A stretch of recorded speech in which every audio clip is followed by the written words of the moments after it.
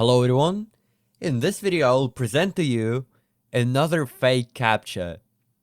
I know I've made like 5 videos on this topic in the past week, but I'm sorry, I really like fake CAPTCHAs. The views on these videos are absolutely horrible and you guys seem to be bored by them. But hear me out, I have a visionary mindset. Fake CAPTCHAs will cease to exist very soon. Right now is a unique, once-in-a-lifetime opportunity for us to gather up together, enjoy the absolute abundance of fake CAPTCHAs, and document all of them before they're gone. Mark my words, many years down the line you will be nostalgic about this exact type of malware, but where are you going to turn to once all of this beautiful stuff is gone? This is how I think. I truly believe way back in the day people were super annoyed and bored by the fake anti-malware. It was out there in every corner of the internet. But look at you now, who's yearning for a new fake anti-malware family to drop? This is how malware always has been, it's just another page of the book. This will be the last fake CAPTCHA video I ever make. I promise. But I want you to visit this video 5 years from now in 2030 and tell me if I was right. It is the most clever and crafty malware out there so far. The evolution from fake anti-malware to PUPs, to browser notification scams, to now fake CAPTCHAs, it's honestly beautiful to witness. So if you're watching in 2030 and beyond, please tell me in the comments if I made the right call to preserve all these CAPTCHAs, which are right now considered boring and mainstream. Of course, if I'm still out there alive and well. But anyways, the final CAPTCHA I want to cover is the fake Google one, which fetches your IP address, looks exactly like the original, and adapts to the platform. In the background, I have an anti-detect dashboard running. It's a tool to create instances of browsers with fake fingerprints. Using that tool, I'll show you how the site adapts its malicious shellcode to infect the recipient. So I'm gonna create Windows, Linux, and macOS browsers. So let's go ahead and start real quick. So you can select the OS, and you can completely modify your browser fingerprint and how it detects your hardware. This dashboard contains plenty of upsells, but you know, it's quite obvious because anti-detect dashboards are frequently and actually mostly used for botting. So here is our Windows 11 browser. You can change everything so the websites don't detect us, but that's pretty much enough for the fake CAPTCHA. These tools are usually used for circumventing Facebook detection or Google detection, all that kind of stuff. So we get Linux, select Linux, create profile, and we get a warning because you can't really emulate an operating system because there are too many variables they have to account for.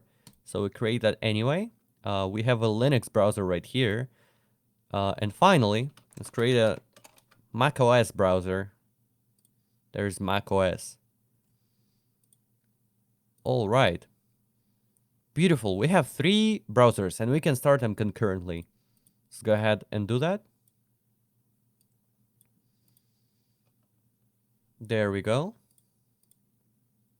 So look at that. It's basically Google Chrome, except it's running on different platforms. It's emulating different platforms. So here's the thing. We're gonna enter the fake CAPTCHA website on these 3 browsers and see what happens. Okay, so we're pretty much ready to go. We have macOS on the left, Linux in the center, and Windows on the right. So let's go ahead and run that CAPTCHA at the same time on every browser. We're gonna paste the URL in every address bar, hit enter, and there we go. We have 3 CAPTCHAs running in different browsers on different platforms. I'm gonna zoom in real quick. So this is how this page looks. This network is blocked due to unaddressed abuse complaints about malicious behavior. This page checks to see if it's really a human sending the requests and not a robot coming from this network. It exposes your IP address. So that's interesting. I've never seen that before in a fake CAPTCHA. And got a timestamp, which is valid and actual, except it's in UTC. Then the URL we're supposedly trying to access, which I can probably access from macOS. It doesn't exist, sure. Oh wait, that's the whole URL. Oh, it doesn't exist anyway. It doesn't really matter. As long as you press on the CAPTCHA, you get shellcode to execute. So, let me just bring up the notepad real quick. We're gonna paste every command we get into here. So let's start from macOS. Verification failed. Oh, who would have known? Please follow the instructions below. Press Command plus space to open Spotlight. Type terminal and press return. Copy the command below. So they give you an option to copy that, but you can also press the button, which is obviously the easiest way and what most people will do. So they're asking you to open terminal on macOS. And let's see what the command is. And the command is quite obviously not gdrive verify. It's actually a base 64 command. They're echoing into your terminal and piping into bash. So let's decode that.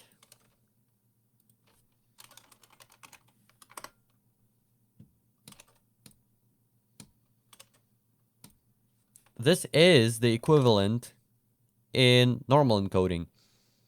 curl-s, aka download this file right here, Roberto 6135, no hub bash, and that's how it starts. So you're actually downloading an executable onto your Mac and running it. Obviously, that's how it works every single time, except it's different for every platform. That's what it shows us for macOS. Let's hop onto Linux and see what happens. I'm not a robot. Please verify me. Verification failed. What a shame. gdrive verify. Copy command. What does it give us now? Whoa. That is interesting. IWR. I'm not sure there is such a command on Linux. There is a comment, security validation pending, ref ID, reference ID, something. That's a comment. We can ignore that. Is there an IWR command on Linux? Editor, aka me, please edit that in. And it basically, that means invoke web request. It downloads something from wetnova.best. That's the Linux side of things. Let's see what Windows has to offer.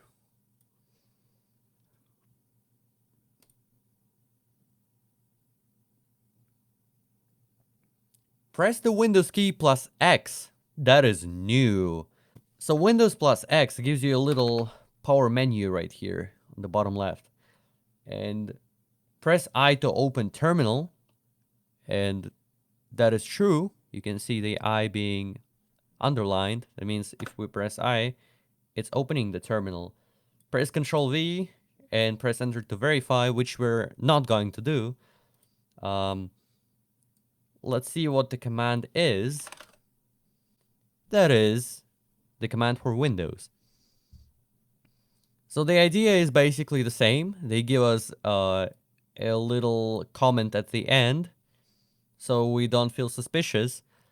And then we get invoke web request, wetnova.best, collapse.png, and then pipes it to IEX, which is important for PowerShell because if you invoke the web request, it's not enough. You have to execute that as well. So that's what the IEX command does. It executes the stuff you download. wetnova.best collapse.png. Obviously, that's an executable file. So let's see what wetnova.best has to offer. We're gonna run wetnova.best on the Linux browser. wetnova.best. Now, object not found. It's probably been removed already. Unless we can try that with curl. So we're gonna open this in Notepad++ now. Yeah, this is an empty file. Cool. So that's unfortunate. We don't get to see what it has to offer. But let's see what Collapse PNG has in store for us. We're gonna run this on the Windows browser. It doesn't really matter, but we're trying to stay authentic. Collapse.png. And yeah, that's a damaged file. Why is it damaged? Because it's actually not a PNG file.